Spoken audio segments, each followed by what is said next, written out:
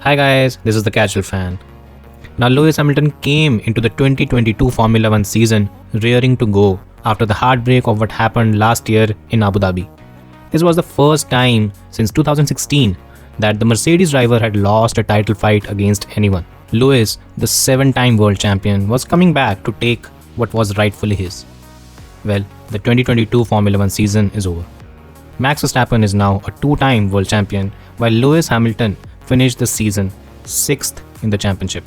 Unlike almost every season in the turbo hybrid era, this time around Mercedes messed up the interpretation of the regulations, and as a result, Lewis had the worst Formula 1 season of his career. This was the first time in his career that he could not either win a race or secure a pole position in the entire season. To add to this, 6th is the worst championship finish of Hamilton's entire career. And not to forget, George Russell, his teammate, became the 3rd driver in history to outscore Lewis over the course of a season. Now coming to the topic of the video. From the heights of being called the greatest of all time by many sections of the fans in 2020 to having the worst season of his career in 2022, did Lewis Hamilton get exposed this season? Let's find out. Now before anyone jumps the gun, let me clarify what I mean. During the turbo hybrid era, when Mercedes had a far superior car than anyone else, there were proclamations that Lewis is not only the best driver on the grid, he was the greatest Formula 1 driver of all time.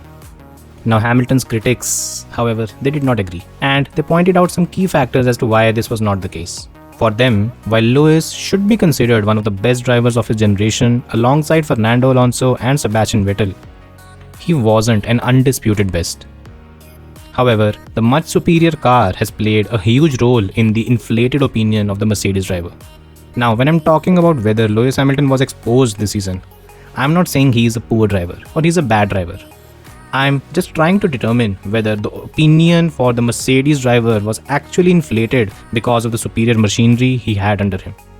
To determine this, we will take a look at some of Hamilton's career's biggest criticisms, some of which would get papered over with a dominant Mercedes under him. Then we try to see if they correlate with this season where he did not have a dominant car under him. Finally, after giving arguments on both sides, I give my final verdict on whether Lewis was actually exposed this season or not. So without further ado, let's get straight to it. Let's first take a look at some of the arguments against Hamilton being the greatest of all time, or even the best driver on the grid. Now if we exclude 2007 and 2008, when McLaren was the best car on the grid alongside Ferrari, Hamilton's best championship standing was 4th. On surface, it might not look that bad, but if we dig deeper, we find that in 2013, Mercedes was the 2nd fastest car on the grid and finished 2nd in the championship. Lewis, however, finished 4th that season, behind Fernando Alonso. In 2011, Hamilton's teammate Jenson Button was the championship runner-up, while Lewis finished the season in 5th. During these years, from 2009 to 2013, Hamilton had some spectacular race wins, and in terms of talents, rightly so, he was considered in the same breath as Alonso and Vettel. But in terms of results, he wasn't matching up to them. Was he considered the best driver on the grid at the time? Not really, he wasn't. Now, this was something that both Nico Rosberg and Jenson Button have touched on as Hamilton's teammates. Hamilton has a tendency to have a few off weekends over a season, and this is something that you can see quite vividly if you take a look at any of his seasons. In 2016, one of the biggest reasons why Rosberg was able to beat Hamilton was the fact that he was able to cut down on his off weekends. He capitalized on any bad race that Lewis had, and it all added up in the end. Now, if you compare that to the other 2 drivers of his generation, in Vettel and Fernando Alonso, this was certainly not the case. Especially Alonso, who was relentless throughout the season and rarely extracted anything but the maximum from his car. His Ferrari stint was legendary when it came to consistency and the level of driving he was able to put together. There was almost no off weekend for Alonso, something that you cannot say about Lewis Hamilton's seasons at the time. Now, against Hamilton, one of the biggest criticisms has been his losses against his teammates. Both Rosberg and Button were world champions, and hence it is probably excusable to a certain extent. Having said that, neither Button nor Rosberg were considered the best drivers on the grid when they beat Lewis. In Button's case, drivers like Alonso and Vettel were rated higher, while in Rosberg's case, there was Daniel Ricciardo, Alonso, and Vettel, who were all placed on a bigger pedestal than Nico. If you're losing to drivers that are not even the best on the grid, it is a huge indictment against your claim to be the best on the grid, of the generation, and the greatest of all time. Now, over his career, Lewis Hamilton is considered one of the best drivers in the wet. Having said that, from 2009 to 2013, Hamilton did not win even a single wet race. In the same period, Alonso had multiple wins in the wet weather. Button had a few, and so did Sebastian Vettel. Lewis did not win even a single wet race in those 5 years. For a driver that gets rated as highly as Lewis does, his record in wet weather conditions could not hold a candle in front of some of his compatriots.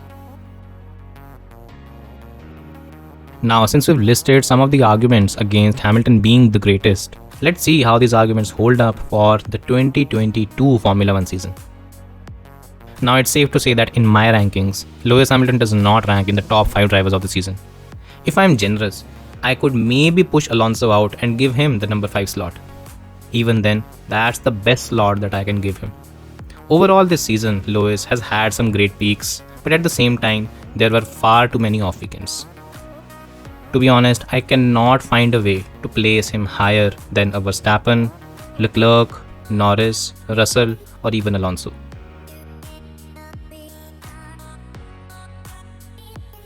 Even this season, Lewis, but it was completely disappointing to see what he put up in Imola.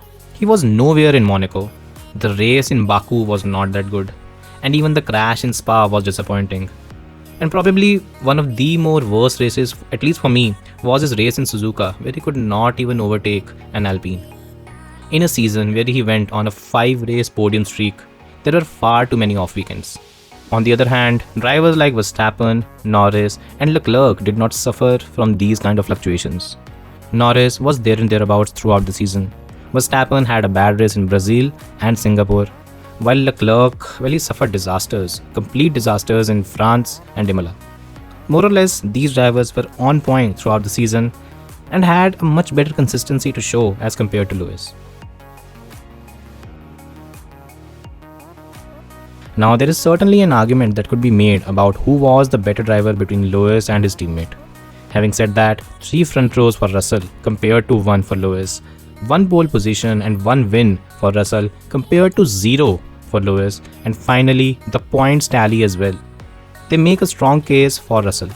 To add to this, the latest revelation from Russell that the only reason Lewis was doing these experimental setups was because he wasn't comfortable with the car makes Russell's season even more impressive.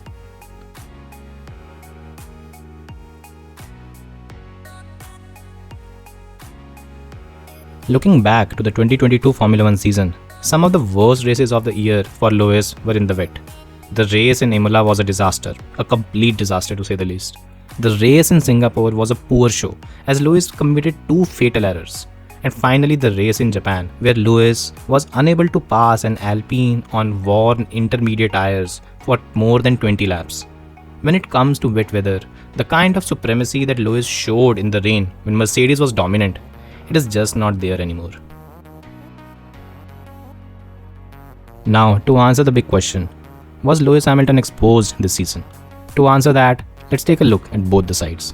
First, let's take a look at whether he was exposed, and then let's take a look at why the 2022 F1 season might just be an abomination in his entire career. Now, before Hamilton joined Mercedes and the team produced an unbeatable car in 2014, he was not considered the best driver on the grid.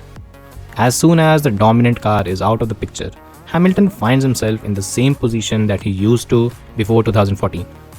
Most of Hamilton's greatest of all time and the best driver on the grid proclamations have been made on the basis of the success he achieved driving a dominant Mercedes with limited competition.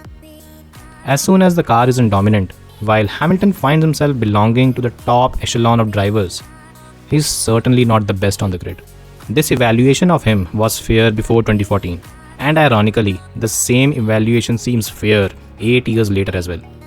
Lewis is a brilliant driver, But it's safe to say that the 2022 Formula One season has effectively ended all claims of him being the greatest of all time or the best driver on the grid.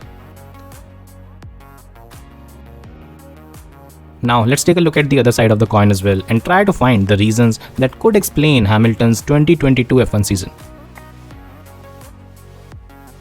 Now for the 2022 season, there could easily be a possibility that Lewis suffered a drop in motivation. He suffered a massive heartbreak in Abu Dhabi last season. This season was supposed to be payback, but when he realized that the car was not good enough, the motivation dropped. This was evident in Hamilton's first phase of the season, where he was not that good. But after the race in Canada, I think it's safe to say that there was a marked improvement as well, and he was more or less the better driver at Mercedes.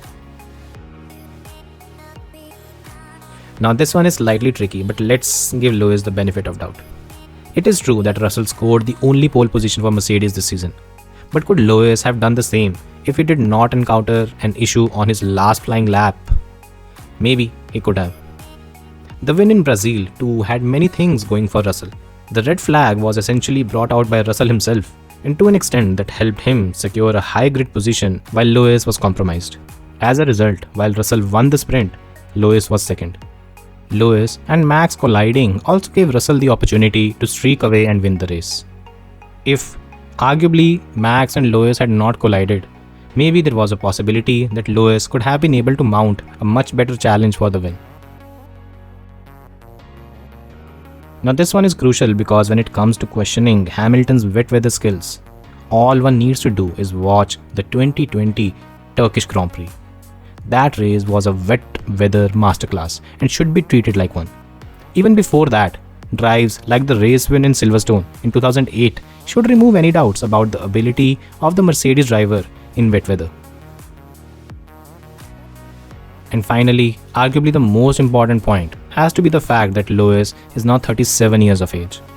While Fernando Alonso can continue to do logic-defying stuff at 41, it's not a long shot to claim that Hamilton's prime might be behind him. At 37, an F1 driver is not necessarily at the peak of his career.